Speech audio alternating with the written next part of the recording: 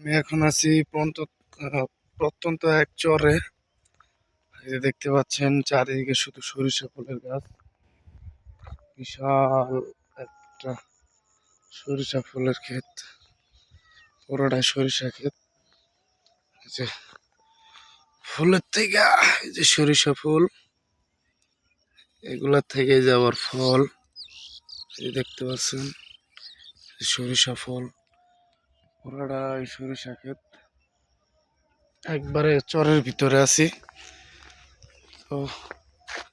আর কয়দিন আগে আসলে হয়তো দেখতে পারতেন সরিষা ফুল। এখনো কিছু কিছু আছে সরিষা ফুল। আর এই যে দেখেন সরিষা ফুল, ফুল থেকে ফল হয়ে গেছে।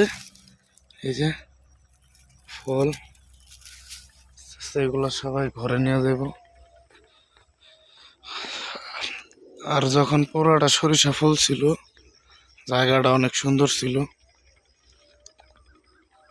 আমি এখন আছি একটা চর এলাকায়, প্রত্যন্ত একটা চর এলাকা।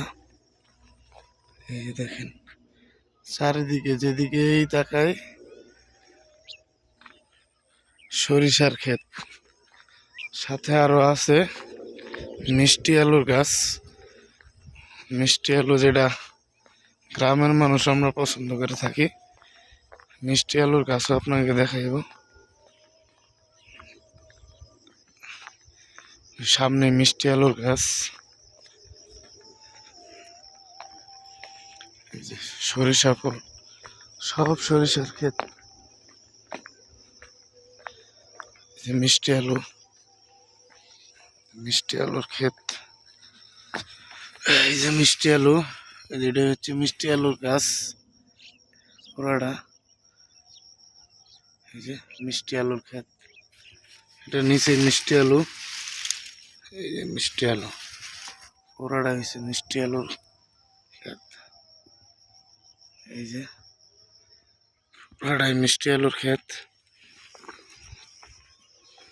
আর এই হচ্ছে সরিষার ক্ষেত।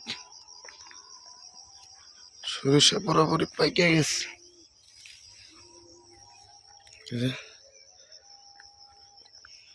সরিষার তুললাম একটা, সরিষার ফুল। এই যে সরিষার ফুল, সরিষার ফুল আমি হাতে নিছি। এই ফুলের থেকে হবে ফল। এই যে ভিডিওটি ভালো লাগলে অবশ্যই সাবস্ক্রাইব করবেন। আজকের মতো এখানে শেষ।